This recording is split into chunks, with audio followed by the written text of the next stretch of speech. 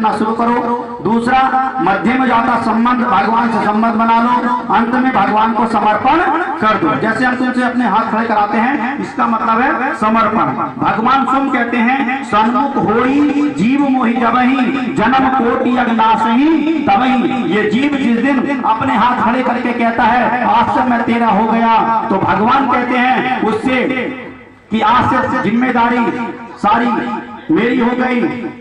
चाहे कितना भी अपराध करा दोनों व्यक्ति हो, जब एक बार भगवान के सामने हाथ खड़े करके समर्पण कर देता है, भगवान उसके सारे अपराधों को भूल जाते हैं। लेकिन तुम बार बार वही अपराध करते हो तो वो तुम्हारी फिर आदत बन गई, फिर भगवान माफ नहीं करते हैं। अगर आपने एक बार भगवान के सामने कर लिया तो भगवान माफ करते हैं। इसलिए हम कहते हैं हाथ खड़े करो। क्यों कराते हैं? क्योंकि भगवान के सामने समर्पण हो जाता है, हमारा निशाय हो जाते हैं। और यदुवंशियों के को तो श्राप लग गया, लेकिन भगवान के जो महामंत्री हैं उद्धव जी को, इनको पता चल गया कि भगवान अपनी लीला संपन्न करके बैकुंठ जाना चाहते हैं। उद्धव जी ने आकर कृष्ण के चरणों में गिरे और कहने लगे, गोपाल ये क्या मैं सुन रहा हूँ। कन्हैया मुस्कुराकर बोले, उद्धव मेरा कहीं जाना नहीं होता, और मैं सब लोगों को जब दिख जाता हूँ तो कहते भगवान आ गए, जब नहीं दिखते तो कहते भगवान चले गए।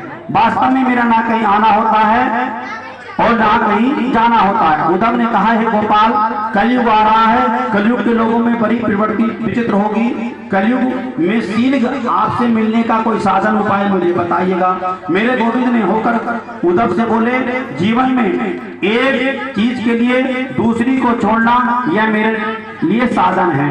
क्या बताया? कन्हैया बोले, संसार से वैराग्य और मेरे प्रति अनुराग। भाई संसार से वैराग्य करो, मेरे प्रति अनुराग करो, यही मिलने का साधन है।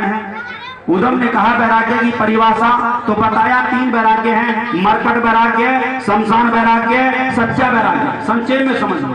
मरकट वैराग्य कैसा होता है? जरा सी घर में बात हो गई, बुढ़ापा आया, कुछ कहा कमाते नहीं धमाते नहीं ऐसी बोलते रहते हो, वैराग्य आया, पता चला पेरिया दौलत स्टेशन तक गए कि बच्चों ने कुछ कह दिया, चलो वृंदावन जाता हूँ, पता चला बाद में पोते की याद आ गई और फिर लौट के घर को आ गए, फिर हम गए उसमें। ये हुआ मरकट वैराग्य, है ना।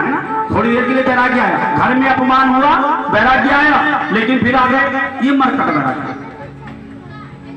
दूसरा बताया शमशान वैराग्य। जब किसी की मृत्यु होती है तो आपने देखा होगा, जब व्यक्ति कोई अंतिम यात्रा को जाते, राम नाम सत्य है बोलते ना, सब सत्य। लेकिन जब तक शमशान में रहते हैं, जब तक बड़ी अच्छी बात करते हैं, और जैसे फिर लौट कर आते हैं फिर एक दूसरे की चुगली निंदा करने लग जाते हैं। लेकिन जब तक कोई साथ जाते हैं, बड़ा अच्छा था, है ना, खूब ऐसी बातें होंगी, तो वो है शमशान वैराग्य कि शमशान तक वैराग्य, उसके बाद फिर आकर के सच्चा वैराग्य वो है।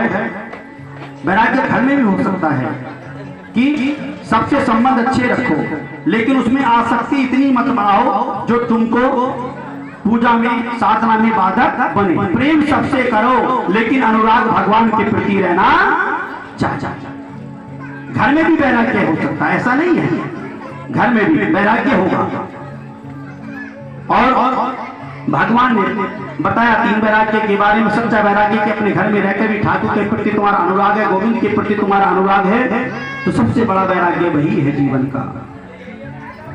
और आगे बताया है, यदु महाराज ने दत्तात्रेय जी ने 24 गुरु बनाए थे, तो जीवन में किसी ना किसी से कुछ सीखने के लिए मिलता है। छोटा बड़े को मत समझिए कभी जीवन में कि मुझसे छोटा है या मुझसे बड़ा है, जहां से ज्ञान मिले वहां से ले लीजिएगा। दत्तात्रेय महाराज ने 24 गुरु बनाए, जहां से जो मिला उसको अपने पास रखा, अपने पास रखा।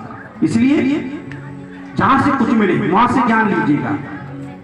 जैसे मधुमक्खी को गुरु बनाकर सीखा, संत को कभी संग्रह नहीं करना चाहिए, क्योंकि मधुमक्खी कहां से फूलों को रस एकत्रित करके लाती है, सुंदर छट्टा बनाती है, 24 घंटे उसकी रखवाली करती है। कोई कंबल ओढ़कर आदमी आता है, छाछा लगाता है, तोड़ कर ले जाता है।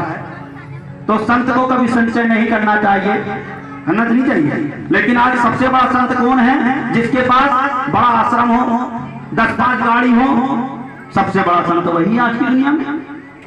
सच्चा संत कहां? जिसके पास 10-5 गाड़ी हो, 10-5 और आजकल वही संत है, जैसे कहीं दान कर दिया आपने, हाँ साहब 20 लोग आ रहे हैं, संत की तैयारी में लगे